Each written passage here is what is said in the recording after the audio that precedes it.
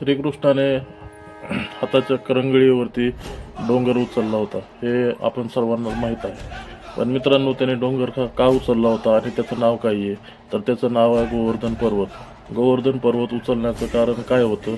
रामायणामध्ये भगवान श्रीरामाचा राम अवतारामध्ये ज्यावेळेस होते त्यावेळेस त्याने लंकेला जाण्यासाठी जे पुलाचं काम चालू केलं होतं त्यामध्ये श्रीराम भक्त हनुमान यांनी गोवर्धन पर्वताला उचलले आणि ज्यावेळेस त्यांना कळले की पुलाचं काम हे पूर्ण झालेलं आहे त्यावेळेस त्यांनी त्याला तिथंच ठेवले.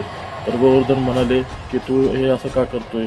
तर ते म्हणाले की अशा करता असं पुलाच्या कामासाठी मी तुम्हाला घेऊन जात होतो आणि त्यामुळे आता काम झालेलं आहे तर तुमची आता काही गरज नाही. तर त्यावेळेस तरी ते भडकले की तू नाही असं करू शकत, तू मला म्हटलं होतं की तू माझी आणि रामाची भेट घालून देशील. तर त्यावेळेस त्यांनी त्यांना वचन दिले की तुम्हाला श्रीराम उद्या चालून तुम्हाला भेटायला येतील.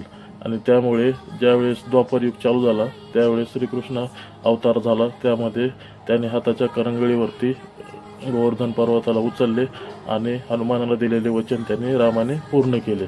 तर मित्रांनो, गोष्ट कशी वाटली कमेंट करून सांगा आणि कमेंटमध्ये जय श्रीराम लिहायला विसरू नका.